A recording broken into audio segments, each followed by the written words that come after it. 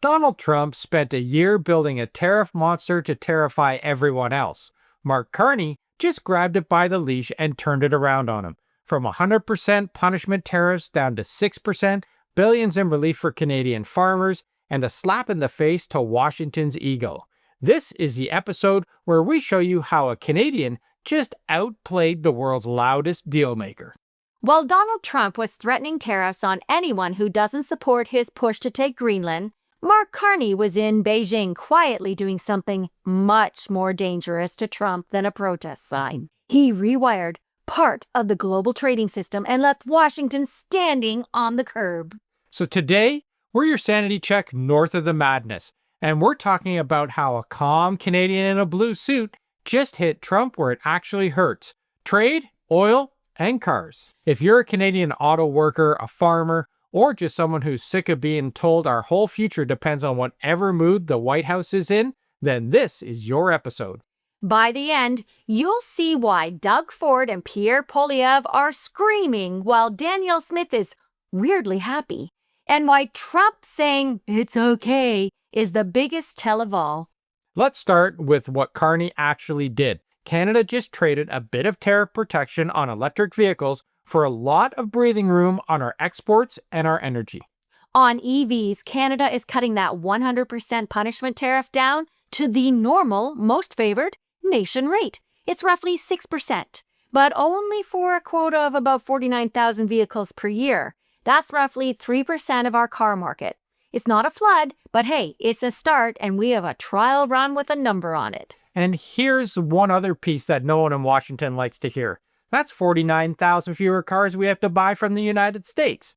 Canadians can keep the boycott going and still get an affordable EV. And hey, if you are buying a GM, Ford, or a Honda, do yourself and your neighbors a favor and check out that VIN number. If it starts with a 2, that means it's built in Canada, and that's the one you should buy.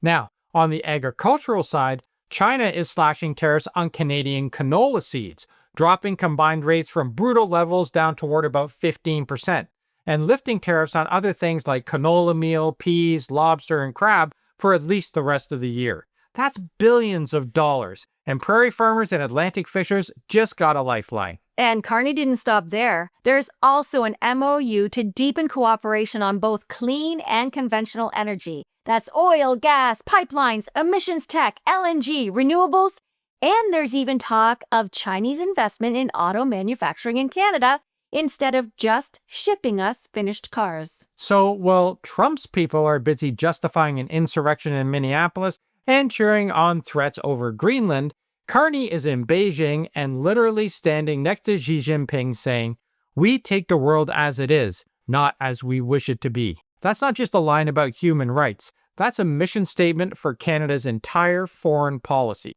So why is all this such a problem for Trump? Well, because his entire foreign policy boils down to one trick: threaten tariffs and hope everyone panics. And for a while it worked because everyone was still operating inside the old mental map where the US is the center of gravity. But it's not working anymore. The EU is already talking about freezing trade deals and even rethinking US bases if Washington is serious about grabbing NATO territory like Greenland.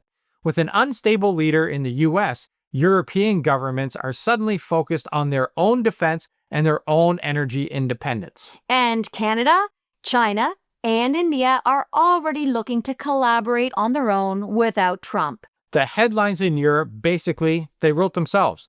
Trump is pushing allies into China's arms, not because anyone suddenly loves Beijing, but because Trump has made himself unreliable. So when Trump was asked about the Canada-China deal, he muttered, "It's okay, that's what he should do." That's a man pretending he's fine after getting cut out of the deal.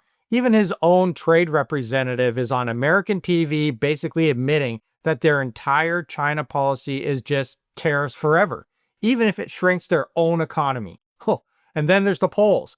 He's underwater on every major issue: economy, trade, foreign policy, immigration, you name it. So picture Trump waking up in the morning. Poll numbers are sinking. Allies are sending troops to Greenland to stop him, And then he turns on the news and sees Canada and China grinning and shaking hands over a deal that rewrites trade without him. And that's the real damage to Trump. He wanted tariffs to be fear. Carney just turned them into leverage for us instead.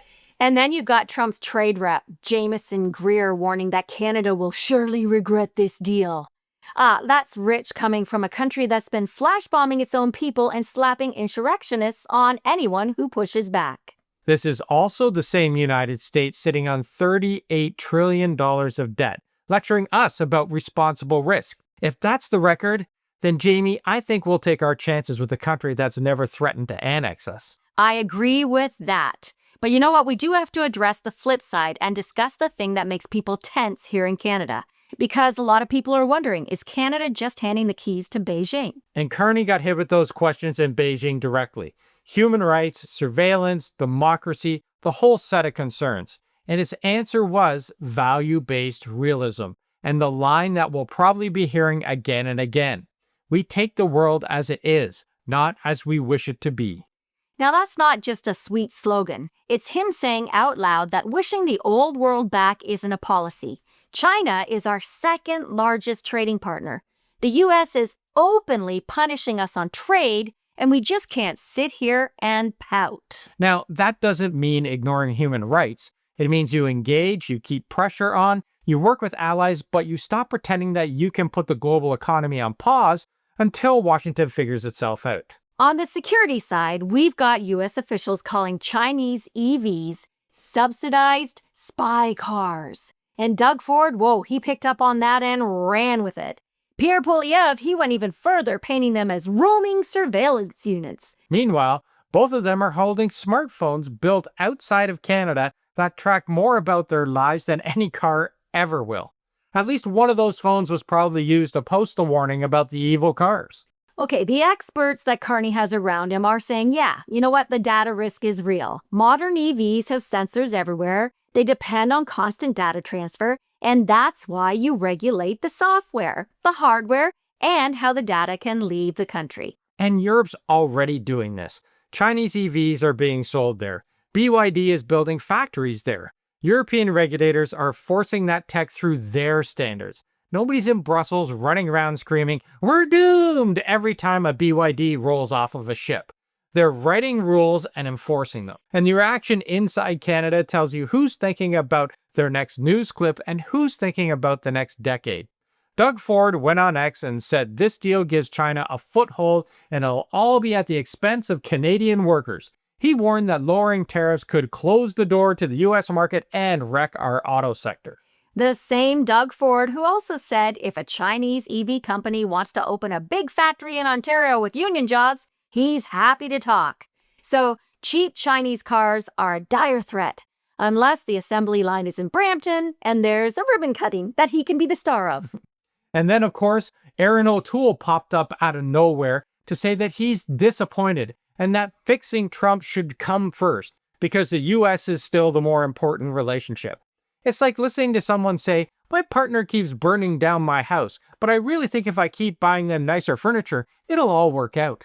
And then you've got PP. He went straight to the darkest framing. He was talking about rolling surveillance, data harvesting, threat to democracy. It was all very dramatic coming from a guy who refuses to even get his own top-level security clearance, which means he's not even actually in the room for the real briefings on what the risks are. He also tried to turn the ferry contract into a bargaining chip. His big idea is to march into Beijing and say, "We're canceling that billion-dollar ferry loan unless you drop every tariff on our agriculture, stop political interference forever, and accept that we're keeping the wall up on your EVs." That is not a negotiation, and let's be happy he's not our prime minister, because all he cares about is trying to get viral clips on social media. He wants to sound like Republicans in Washington who call everything they dislike a national security threat. You don't walk into talks with the world's second largest economy waving a threat you can't enforce and a condition list that looks like it was written for a Facebook post. Now, contrast that with Scott Moe in Saskatchewan, who literally got on the plane to China with Carney because his farmers need a solution. He's there talking canola. Danielle Smith is publicly welcoming the tariff cuts on Alberta products and talking about energy exports. Those two are conservatives, and you know we've never been fans of the two of them in the past. But I am so impressed that they aren't grabbing for the usual conservative talking points, and they're actually joining the real conversation. So the divide, in my opinion, is pretty clear. You've got premiers who actually have to sign budgets quietly saying, "We'll take the deal, thanks." And you've got federal conservatives who live on social media outrage, pretending that we can just wait this out and beg the US to be nice to us again. Okay, so let's talk about people who don't have time for grand speeches for a second. They're the workers in Oshawa, Windsor, Ingersoll, all along that auto corridor. Are they getting thrown under the bus here, Dave? Well, if you're in the auto sector, you've already been burned by plant closures, by shifting production, by broken promises from multinationals who collect the subsidies and then shut down the line anyway. So when you hear 49,000 cheap Chinese EVs, your stomach drops. Okay, the reaction, it makes sense. But we need to look at scale and timing instead of just the headline, because 49,000 cars in a market of roughly 1.6 million a year is just a toe in the water. It's not BYD replacing GM or Ford by next Tuesday. No, it's also coming with something Ottawa hasn't fully rolled out yet. A support for the auto industry that Carney had Dominic LeBlanc, his point man on Canada-US trade, and Michael Savia, the top public servant in Ottawa, already walked the premiers through. That means more backing for retooling, for Canadian EV supply chains, and for jobs here, not just imports. And there's a logic to it. If you let in some cheaper EVs, you force everyone to sharpen their game. But you pair that with support, conditions, and the possibility of Chinese companies building plants on Canadian soil, hiring Canadian workers, and meeting Canadian labor and environmental standards, well, now that's thinking of the future. And on the farm and seafood side, the benefits are immediate and obvious. Saskatchewan, Alberta, Atlantic Canada, all of them have been pounded by Chinese tariffs on canola, peas, and seafood. Dropping those tariffs doesn't magically solve every rural problem, but it can be the difference between surviving another year and going under. And there's the climate piece. Everyone has forgotten that climate is a real threat since Trump took office and yelled, "Burn, baby, burn." But it's important for the environment and our future. Transport is our second biggest source of emissions. EVs in Canada took a hit when that 100% tariff went on. You cannot say net zero with a straight face while keeping the cheapest clean cars on the earth locked out of your market forever. So Carney's betting that Canadians want a path where we keep building cars, keep supporting workers, but also stop pretending that tariffs can hold back a global tech wave forever. You either get in on the manufacturing or you end up paying more for worse options. So, the quota does two things at once. It gives Canadians access to cheaper EVs so people can actually buy them, and it forces Canadian and European automakers to compete on price and tech instead of milking subsidies and tariffs forever. Now, there's a moment from Beijing that keeps getting clipped. A reporter asked Carney what he meant when he told China's premier this partnership sets Canada up well for the New World Order. Oh, you could practically hear the conspiracy foreman start typing away. But what he laid out when he answered was actually pretty dry. True. He pointed out that instead of one set of rules run out of Washington, we're heading toward overlapping coalitions. Regional deals, sector deals, like-minded countries on digital rules here, energy standards there, financial regulations somewhere else. And the key line was that like-minded doesn't mean agreeing on everything. It means overlapping interests in specific areas. The question for Canada is whether we hide in the corner waiting for the United States to stop blowing things up, or we start building those coalitions ourselves. Trump's version of the world is simple. There's America, there are enemies, and then everyone else is a client state. He thinks he can seize Venezuelan oil, threaten to annex Greenland, tariff allies, treat us like a vassal state, and still have everyone line up and salute. Carney just demonstrated a different way of seeing it. There's no single king on the board anymore. There are clusters of power. Canada doesn't have to agree with China on politics to work with them on green tech. We don't have to agree with Europe on everything to align with them on defense. When Carney says, "world as it is," he's basically announcing that the old comfort zone is gone. The neighbor we relied on is not reliable anymore. If we keep pretending otherwise, well, we're the ones who are going to be left behind. So here's what we want to know from you. If you work in the auto sector, or if you work on a farm, or if you're thinking about buying an EV, how does this land? Does Carney's China deal feel like a necessary risk, a betrayal, or a moment of actual strategy? So if you're glad that someone in Ottawa is finally saying out loud that the world has changed, hit like. If you want more sanity checks north of the madness, make sure to hit subscribe. And if you're watching this from Washington, maybe ask yourself why your closest allies are suddenly shopping for options.